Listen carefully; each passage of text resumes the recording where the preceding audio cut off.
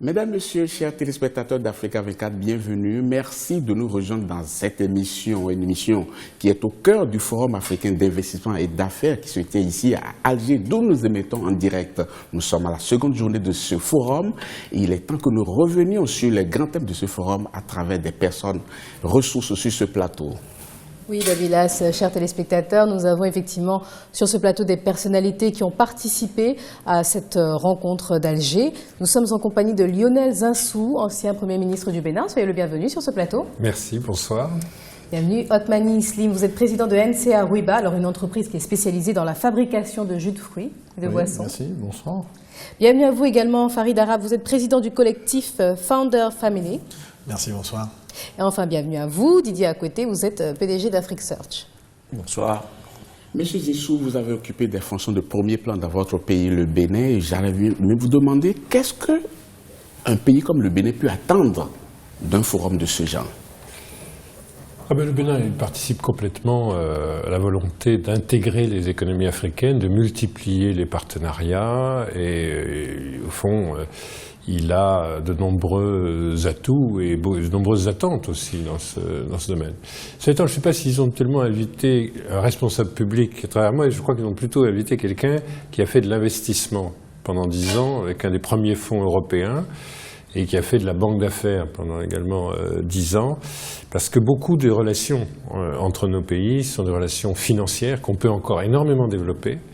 L'Algérie peut beaucoup contribuer à structurer des financements comme d'autres pays, notamment du Maghreb, le font déjà, comme le Nigeria le fait, comme l'Afrique du Sud le fait, qui sont en train d'avoir des relations financières internationales bien intégrées en Afrique.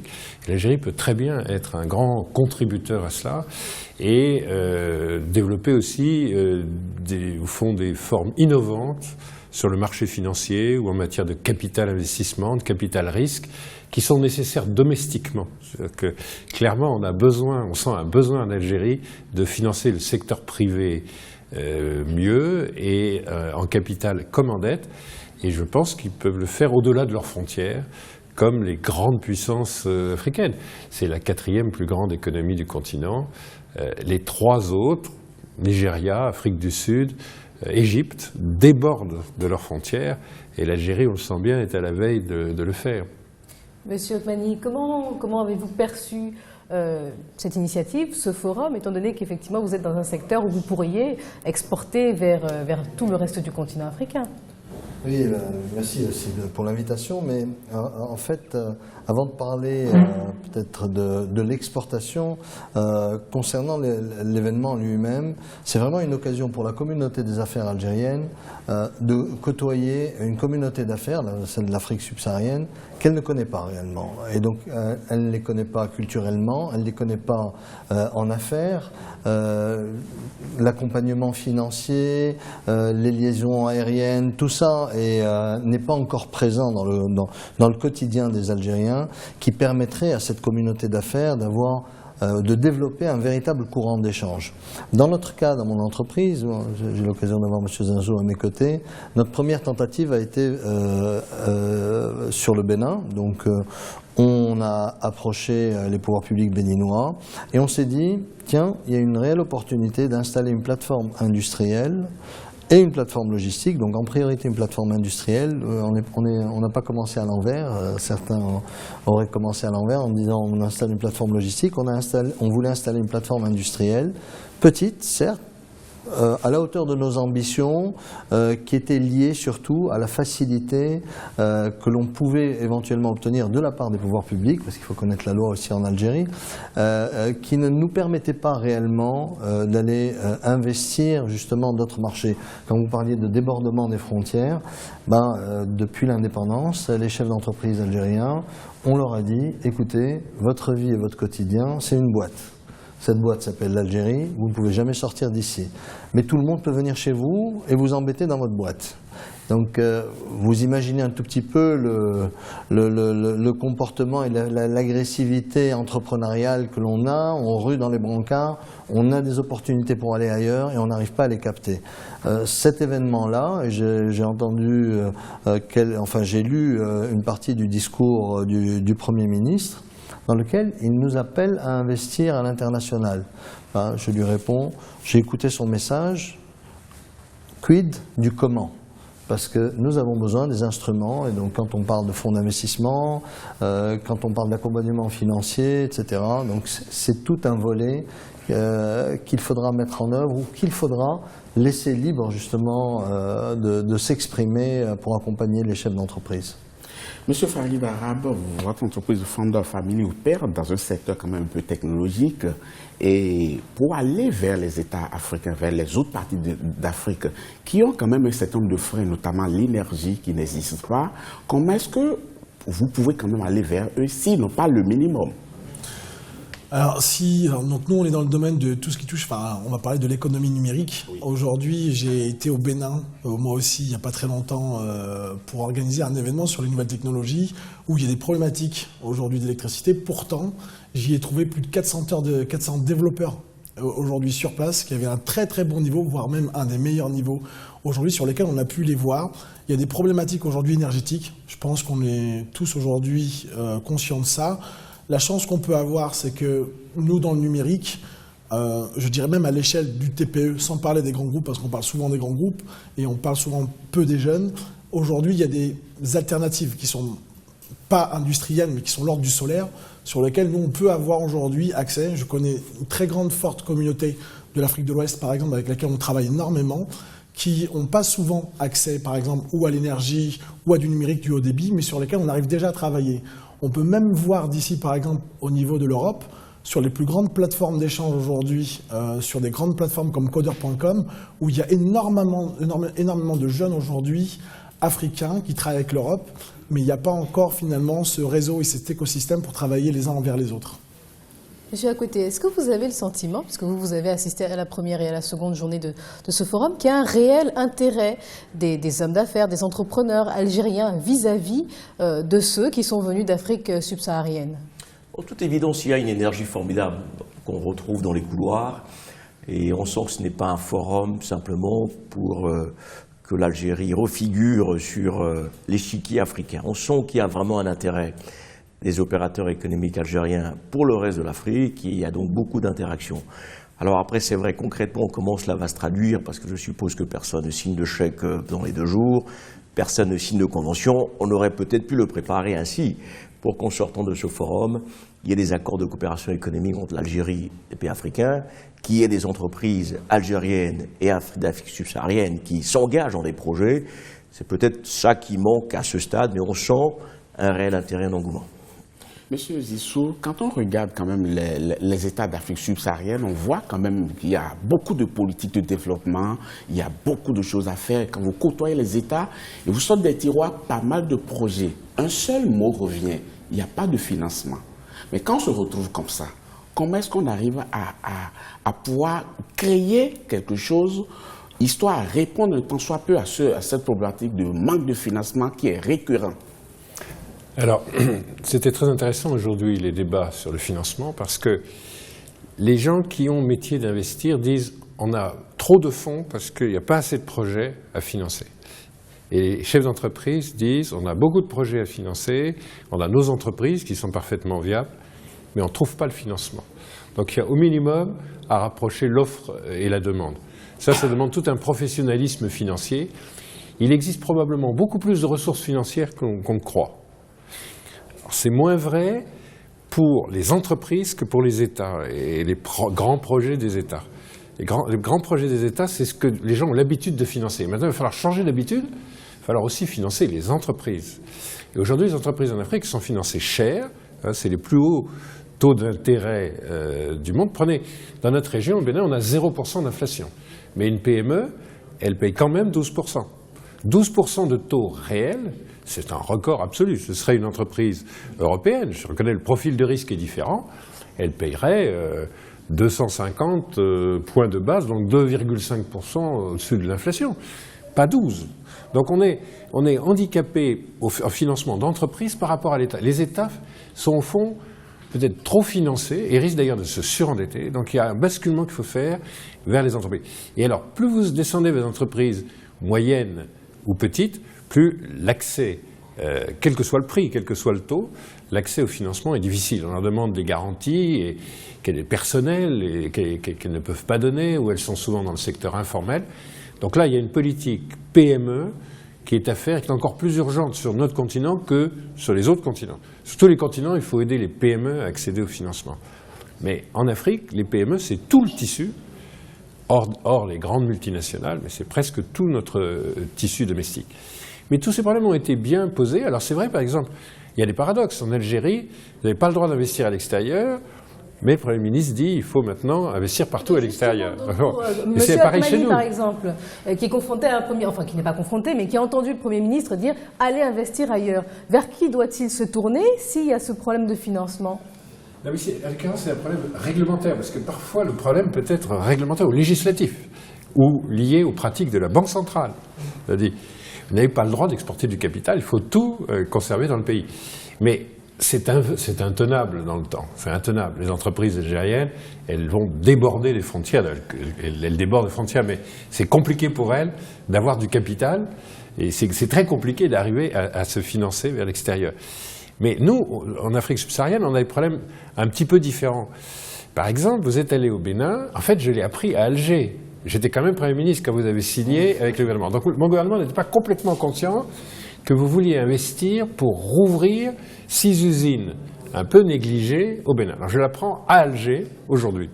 Ce qui veut dire qu'on a des petits problèmes de fonctionnement dans le gouvernement du Bénin. Et en même temps, je sais parce que je lis les résultats du Conseil des ministres, qu'en fait sur les mêmes usines, le nouveau gouvernement a refait un appel d'offres alors que vous aviez déjà une convention. Et ça, c'est un problème de stabilité de la décision, si vous voulez, qui est très important, et de niveau d'information. Donc le fait que, comme Premier ministre, je n'ai pas été informé du contrat, c'est un peu inquiétant pour notre fonctionnement, mais ce qui est plus inquiétant, c'est que si on a des alternances politiques, c'est une chance d'être une démocratie, et de 5 ans en 5 ans, on va finir par ne rien faire parce qu'on n'a pas de stabilité entre une administration et une autre. Or, la signature de l'État, c'est quelque chose qu'on arrive à faire respecter. C'est des contrats. Donc, chacun a des problèmes un peu différents. L'Algérie n'a pas de problème financier, sauf crise pétrolière, enfin, un peu conjoncturelle. Mais sinon, objectivement, elle a énormément de ressources. C'est plutôt une question réglementaire, de faire en sorte qu'on puisse activer toutes ces ressources financières pour les entreprises. Nous, on a, en amont de ça, un petit problème de gouvernance. Il faut qu'on arrive à avoir la continuité de l'action de l'État. En fait, il faut que les États ne nuisent pas aux entreprises, si vous voulez. C'est la première chose qu'il faut obtenir des États. Avant de demander « aidez-nous », baisser nos taux d'intérêt, il faut d'abord dire « au fond, on va vous créer simplement de la stabilité. On ne va pas vous faire de surprises, pas de mauvaises surprises. » Oui, on a des problèmes chacun un peu différents selon notre niveau de développement. Monsieur Atmani, vous, aujourd'hui, vous avez l'expérience quand même de comment travailler avec les autres parties d'Afrique. C'est vrai que les dirigeants algériens aujourd'hui disent aller à la conquête des entreprises africaines. Quelle expérience vous avez faite? C'est-à-dire que qu'est-ce que vous avez constaté quand vous avez pris cette initiative et qu'il va falloir demander à ceux qui sont là-bas d'abord, il va falloir corriger telle chose à pouvoir permettre aux gens de venir s'installer et de travailler avec vous, et également aux chefs d'entreprise aussi, comme vous qui veulent aller s'installer. Alors quels sont les points sur lesquels il faut jouer? Nous, on a été agréablement surpris au début par la volonté, évidemment. Je parle de la partie béninoise, puisque ça a été notre première expérience dans laquelle on a eu à interagir fortement avec les pouvoirs publics. On a distribué nos produits en Tunisie, on a eu aussi d'autres obstacles qui sont complètement différents, qui étaient aussi de l'ordre de la gouvernance et de la stabilité, et aussi des pratiques de certains gouvernements pour protéger leurs économies de façon insidieuse. Le problème a été réglé en Tunisie. Au Bénin, on a été surpris par, évidemment, l'accompagnement qu'on avait obtenu au début, mais à nouveau, effectivement, le problème de la gouvernance s'est posé localement, puisque subitement, du jour au lendemain, on ne nous répondait plus. Mais le problème de la gouvernance était posé aussi ici, localement, puisque on lançait des appels au pouvoir public où on disait écoutez, voilà, il y a une opportunité, la délégation béninoise est venue, elle a signé un accord, il y a eu un espèce de protocole que nous avons signé, donc il y a cette signature des États qui est très importante et qui nous renvoie toujours au fameux On parle d'accompagnement. Comment est-ce que ça s'est manifesté cet accompagnement-là? C'est par rapport aux entreprises ou par rapport aux... Je vais vous l'expliquer, puisque je termine juste par le mot le plus important pour moi dans les affaires, c'est la confiance. Confiance entre les acteurs, mais confiance aussi en les systèmes ou les écosystèmes dans lesquels vont évoluer les entreprises. Quand je parle d'accompagnement, quand le gouvernement a été informé de notre volonté de nous intéresser, de notre volonté de reprendre ces 5 usines, le gouvernement a mis à notre disposition les personnes clés, puisque nous sommes, qu'on le veuille ou non, sur tout ce continent africain, dans des systèmes où des personnes clés sont toujours très importantes pour faciliter le processus. Je ne parle pas de corruption, je parle de gens qui vont dire à l'administration, écoutez, il faut faire ça, il faut accompagner, ils vont prendre le téléphone, connaissant le chef d'entreprise qui veut réaliser son investissement, ils vont dire quelques mots à celui qui pourrait bloquer le processus, parce qu'on sait qui peut bloquer le processus et qui peut l'accélérer. Donc, les choses allaient plus ou moins bien. Je pense que des deux côtés, les choses se sont dégradées. Mais de mon point de vue, quand M. Zanzou parlait de l'Algérie et de sa capacité financière, je pense que l'Algérie, dans sa volonté d'accompagner ou de s'ouvrir les portes de l'Afrique, devrait faire un geste en créant un fonds spécifique Afrique, destiné aux entrepreneurs algériens qui souhaiteraient investir sur le continent africain, voire même une partie du fonds consacrée, évidemment ça va dépendre de la stratégie même du fonds, consacrée à des projets spécifiques destinés à des Africains dans leur pays. Je ne fais pas la distinction entre Algériens et Africains, je suis obligé de la faire juste pour distinguer, on est tous Africains évidemment, mais accompagner des entrepreneurs africains dans leur pays à travers un fonds qui s'appellerait Algérie-Afrique, juste pour imager, ça pourrait avoir du sens. Et l'Algérie a les moyens de mettre en œuvre un fonds important qui accompagnerait les entreprises en Afrique. Bon, je ne parle pas des fonds d'infrastructure qui sont, comme vous le dites, ça c'est une autre mécanique qui est largement huilée. Donc, quand vous parlez d'accompagnement, on a eu un accompagnement de la part des pouvoirs publics qui ont vu en notre projet une réelle opportunité de dynamiser des investissements qui étaient dormants depuis des années et qui étaient posés dans des régions où on avait une très forte aussi interaction, et ça c'était intéressant, avec le Nigeria. Donc on allait produire du concentré de tomates et on allait produire aussi faire de la transformation d'ananas qui existe en Afrique. On va faire du jus, de l'ananas en tranches, etc. avec comme objectif de vendre les produits évidemment au Bénin, les vendre au Nigeria où les sites de production étaient quasiment adossés aux frontières, et aussi exporter les matières premières vers les pays qui en ont besoin, donc l'Algérie ou l'Europe. Farid Arab, vous vous reconnaissez dans les problématiques évoquées, ou alors lorsqu'on évolue dans le numérique, dans les nouvelles technologies, c'est un petit peu différent? Alors nous, ce qui est intéressant, c'est qu'on fait partie d'une génération où on a connu l'économie collaborative. Nous, aujourd'hui, on n'est même plus sur Algérie-Afrique, on est sur le monde aujourd'hui. Moi, ce qui m'a frappé le plus, je pense, c'était à la CEDEAO, où j'ai vraiment visité beaucoup de pays, de voir à quel point les jeunes étaient hyper mobiles en termes même de conférenciers. Un Sénégalais allait faire des conférences à Abidjan, un Ivoirien allait au Bénin. Il y a une mobilité incroyable. Et j'avais trouvé, moi, à l'époque, nous, les Maghrébins, on n'était pas assez mobiles par rapport à l'Afrique. Et donc, quand on a créé ce collectif-là, on a pu recevoir depuis 5 ans 600 speakers ici en Algérie, sur lesquels on a pu commencer à avoir des interactions au fur et à mesure. Le numérique, aujourd'hui, la chance qu'on a, c'est que finalement le PC qu'on pense qu'il n'est pas quelque chose qui nous permet d'avoir des relations humaines, au contraire, nous donne la même chance à tout le monde. Donc on peut parler à n'importe qui, discuter n'importe quand, et il y a une vraie volonté aujourd'hui de jeunes de vouloir effacer ces frontières, puisque pour nous elles n'existent pas. Aujourd'hui, c'est une adresse IP, un site internet, on discute ensemble. La vraie problématique qu'on a pu rencontrer ensemble, parce que j'ai coaché une 50aine d'événements en Afrique, c'est surtout l'échange et la monnaie, sur lequel aujourd'hui, il y a des jeunes qui ont des talents sans mesure, mais qui ne peuvent même pas vendre, parce que, par exemple, il va y avoir un problème où il va le vendre d'une autre manière différente. Ça veut dire qu'aujourd'hui, j'ai beaucoup de gens avec qui j'ai envie de travailler, où je ne peux pas les payer. On pourrait faire énormément d'affaires, mais on a des problèmes de monnaie. Ils ne peuvent pas recevoir de l'euro. Par exemple, quand je vais en France, il y a des vraies problématiques aujourd'hui qui font qu'il y a des freins qui nous empêchent aujourd'hui de pouvoir travailler ensemble. Il y a aussi ce côté de la mobilité, où c'est plus facile pour nous de les faire passer des moments. Alors, on a invité des Kenyans à venir en Algérie. On les a fait passer d'abord par Dubaï pour qu'ils puissent venir sur Alger. Donc, il y a des problématiques même de mobilité sur du visa. Ou entre Africains, par exemple, on a des problématiques alors qu'on ne les connaît pas du tout sur le numérique pour nous. On peut travailler par Skype, on peut travailler à distance, on peut s'échanger, mais les problématiques qu'on a rencontrées, elles sont plutôt presque sur le monde réel, plus que sur le monde numérique. Monsieur, à côté, les chômeurs se comptent par milliers sur le continent et la courbe n'est pas prête à s'inverser à l'instant. Et quand on est chômeur, on apprend qu'il y a des investisseurs qui arrivent, on pourrait se dire « Ah, attention, c'est peut-être j'ai une chance ». Mais il va falloir prendre d'autres dispositions. Parce qu'en l'état aujourd'hui, est-ce que ces ressources humaines qui existent aujourd'hui sont capables de saisir les opportunités qui vont se présenter à elles? Il y a de la ressource humaine de qualité sur le continent. Mais à l'échelle des projets de développement et de la croissance africaine, ces ressources humaines ne sont pas adaptées. Grosso modo, on estime qu'il y a environ 12 millions d'Africains qui rentrent sur le marché de l'emploi chaque année, donc qui ont au moins le niveau bac et au-delà. Et l'Afrique crée entre 3 et 4 millions d'emplois. Donc il y a déjà un déficit numérique important, déficit quantitatif important. Deuxièmement, c'est qu'on estime, selon les pays, que 80% des Africains sortent du système scolaire sans qualification.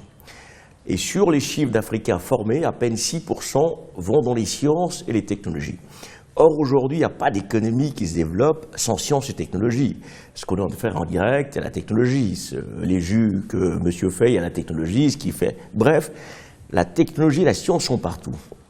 Donc il y a un vrai décalage entre les formations qui sont offertes aujourd'hui sur le continent africain et les opportunités que le marché peut offrir quand on décide de faire des investissements. Donc, pour répondre plus directement à votre question, s'il y a des gros investissements aujourd'hui industriels, l'Afrique n'a pas la capacité d'absorber ces investissements au niveau des ressources humaines. Mais ce n'est pas la faute des jeunes Africains. Simplement que les filières qui sont proposées aujourd'hui sont essentiellement des filières sociales, des sciences éco, des psychologues, c'est bien, mais quantitativement il y en a trop. Et aujourd'hui la question de fond qui se pose, imaginez qu'on trace une autoroute, qu'on veut rentrer sur l'autoroute, c'est peut-être la classe de 6e. Si vous n'allez pas au bout de l'autoroute, vous ne pouvez pas avoir des sorties en cours de chemin où vous pouvez choisir une filière mécanique, électronique, santé, sans forcément aller jusqu'à l'université. Donc la question de fond qui se pose, comment est-ce qu'on arrive à diversifier un peu plus nos filières aujourd'hui, à créer des filières courtes de formation technique pour répondre justement aux besoins des entreprises qui sont largement concentrées aujourd'hui dans les filières techniques. Sur ce que j'appelle les disciplines soft, c'est-à-dire le marketing, la vente, la gestion, l'Afrique arrive à relativement bien répondre aux besoins du marché, parce qu'on a constaté que les écoles privées de management qui ont pullulé sur le continent ces dernières années arrivent à absorber une bonne partie des étudiants qui vont dans le supérieur et représentent des pays comme le Sénégal, 30% de la population estudiantine. Mais globalement, on a encore un gros déficit au niveau des filières techniques, des filières professionnelles, pour absorber justement ces jeunes qui arrivent sur le marché lorsqu'il y a des investissements. Et vous l'avez constaté vous-même, la plupart des investissements qui se sont faits en Afrique ces dernières années l'ont été dans les infrastructures. Les routes, les ports, les aéroports, les infrastructures de télécommunications. Ça demande des ressources techniques dont l'Afrique n'a malheureusement pas aujourd'hui la disponibilité au niveau quantitatif.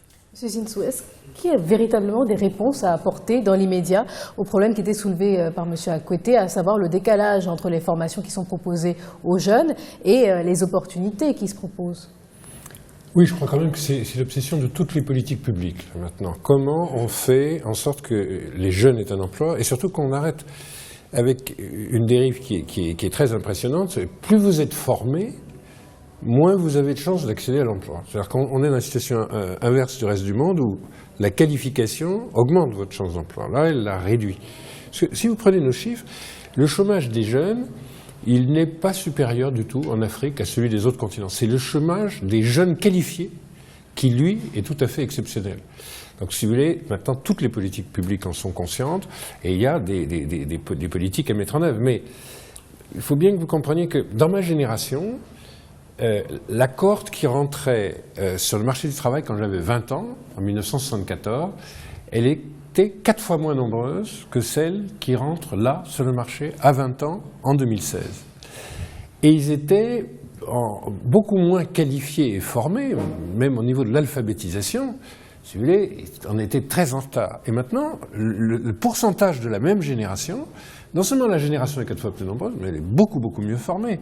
Et donc des gens ont des aspirations légitimes qui sont 5 ou 6 fois plus nombreux que les gens de notre âge. Le problème, c'est que c'est nous qui partons à la retraite en laissant derrière nous. Alors, vous me direz, les premiers ministres, on peut en consommer assez souvent, donc ça, c'est un métier dans lequel il y a de l'emploi. Mais quand même, la génération qui s'en va à la retraite, des sexagénaires, elle est remplacée par 5 ou 6 fois plus nombreux. Donc, on est obligé de faire surtout des efforts d'innovation pour créer de nouvelles entreprises. C'est pas les entreprises bien installées depuis des années, qui vont tout d'un coup augmenter leur main-d'œuvre de 20% par an. Ça n'est pas possible. D'autant plus qu'il y a des gains de productivité. Et le numérique, grâce à nos efforts, va plutôt augmenter les gains de productivité. Donc, ce n'est pas la structure existante. Et donc, beaucoup plus que les autres continents, notre croissance démographique nous oblige à avoir une démographie d'entreprises. Donc, il faut faire naître des entreprises. Et bien plus que les autres, il faut les protéger, parce que les petites entreprises innovantes, ça meurt. Ça meurt. Même dans le numérique, ça meurt. Mais aussi dans l'agroalimentaire. Donc on doit les protéger, les aider, bien plus que ne le font les autres continents.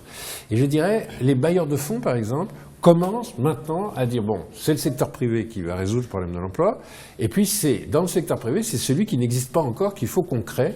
Et vous commencez à avoir le tout début de financement, de start-up, l'ensemencement. Mais vous voyez, on a un problème qui est plus urgent que tous les autres, et on arrive un peu après tout le monde en matière de financement de l'innovation. Mais si on ne protège pas les jeunes quand ils entreprennent, en leur donnant le droit à l'erreur et puis en risquant de l'argent public, nous avons des fonds souverains. Les gens ne le savent pas, mais après le Botswana, après l'Angola, après le Nigeria, maintenant c'est le Gabon, c'est le Sénégal, c'est le Togo, et il faut qu'on en ait encore plus. Alors on a besoin d'instruments qui soient prêts à donner leur chance, même en capital, pas seulement en crédit, à des jeunes. Parce que la démographie des entreprises, elle ne coïncide pas avec la démographie de nos enfants qui doivent rentrer sur le marché du travail. Ce décalage-là, il est unique au monde.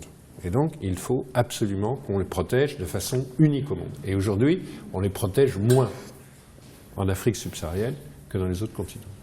Monsieur Othmani, aujourd'hui, on peut dire que les chefs d'entreprise algériens vont à la conquête du marché africain. Mais ils n'ont pas l'exclusivité. Il y a d'autres pays africains aussi qui vont à la conquête de ce marché africain. Il y a les Asiatiques, il y a les Européens.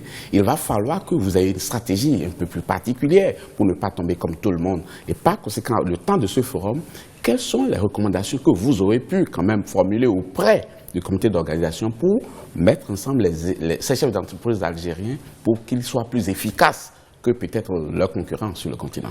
Je voudrais intervenir sur 2 points, si vous permettez. Le point sur la disponibilité des fonds sur le continent africain. Oui, effectivement, il y a beaucoup de fonds disponibles sur le continent africain. Mais les bailleurs de fonds, en général, vont sur ce qu'on appelle des tickets, donc des niveaux d'investissement qui sont trop élevés pour la taille des entreprises africaines. Donc on observe des gens qui sont en attente de projets à 10, 15, 20 millions de dollars et plus. Ça, c'est une chose. Deuxièmement, ce que l'on constate, enfin, je m'essaye à une explication parce qu'elle touche aussi mon pays, l'Algérie, il y a un problème avec la notion de service. Monsieur en parlait tout à l'heure, quand il abordait la question de la globalisation, cette nouvelle génération qui est dans le monde. Cette génération est dans la mobilité totale. Mobilité des individus, mobilité du capital, c'est ce qu'ils demandent. Or, nous sommes encore dans des systèmes, entre guillemets, politiques, ou des systèmes de gouvernance, où la mobilité est encore difficile, mobilité des hommes et la mobilité du capital. La mobilité du capital est très souvent associée à des contrôles sur le pouvoir, du moins à un instrument de pouvoir. La mobilité des hommes est plutôt un service rendu aux voisins, qu'ils soient européens ou autres africains. Donc Je pense que les services pourraient être une véritable solution sur notre continent, à condition que les gouvernants des pays regardent véritablement le service comme étant générateur et créateur d'emplois, mais l'accompagner au même titre qu'on accompagnerait une industrie. Des sociétés de services peinent à lever du financement au niveau bancaire. C'est trop petit pour un fonds d'investissement. Il n'y a pas suffisamment de garanties. On est encore dans cet univers, c'est de l'immatériel. Regardez les problèmes posés par le crowdfunding. Dès que vous êtes sur des logiques de crowdfunding, vous avez tout de suite les États qui se mettent à lever les interdits, alors que le crowdfunding est systématiquement international. Maintenant, on veut le baliser sur des frontières. Vous faites du crowdfunding, donc une levée de fonds sur Internet. On vous dit, ah non, les fonds ne doivent provenir que du territoire à partir duquel vous avez demandé des fonds, alors que vous avez la terre entière qui est prête à financer votre projet. Donc il y a aussi, au niveau du système financier, quelques soucis. Maintenant, pour revenir à votre question, je suis désolé d'avoir la petite digression, quelle stratégie nous avons? Je pense qu'on n'a pas encore une stratégie claire en Algérie.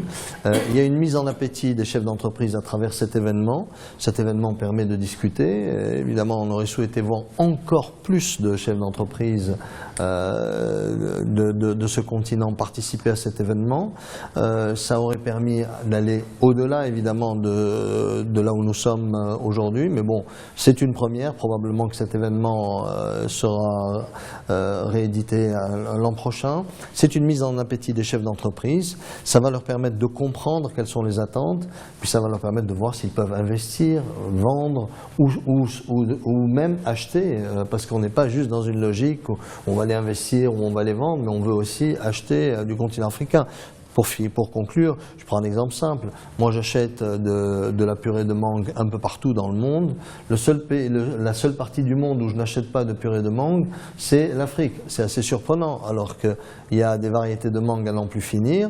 La création de valeur sur le continent africain, Algérie incluse, n'est pas encore d'actualité, elle n'est pas encore dans les esprits. Parce qu'il ne faut pas oublier aussi que le secteur agricole a perdu ses lettres de noblesse sur notre continent. Vous dites à un jeune, tu vas faire de l'agriculture, évidemment, il va percevoir ça comme étant une dégradation de sa projection sociale dans le futur. Donc peut-être le lien entre l'agriculture, les technologies de l'information va permettre de réhabiller le métier et va permettre de voir émerger le métier de la transformation et la création de valeur à travers les produits agricoles. Voilà, bon. Évidemment, c'est un large sujet, un large débat. Nous arrivons à la fin de cette émission. Marie-Angèle, il est temps de remercier nos invités. Et justement, Slim Othmani, on vous remercie d'avoir participé à cette émission. Un rappel donc que vous êtes président de NCA Rouiba, qui est une entreprise spécialisée dans la fabrication de jus de fruits. Tout à fait. Merci à vous également, Lionel Zinsou, ancien Premier ministre du Bénin, d'avoir accepté de participer à cette émission. C'est moi qui vous remercie. Didier Akoueté, un merci également. Vous êtes PDG d'Afrique Search. Merci à vous. Et enfin, Farid Arab, vous êtes président du collectif Founder Family. Merci d'avoir accepté de participer à cette émission. Ainsi s'achève cette émission. Merci beaucoup à l'équipe de production et de réalisation. Demain, ce sera le 3e et dernier jour de ce forum. Nous serons encore là pour vous rendre compte de tous les détails par rapport à ce forum. On vous laisse en compagnie des programmes d'Africa 24. À demain.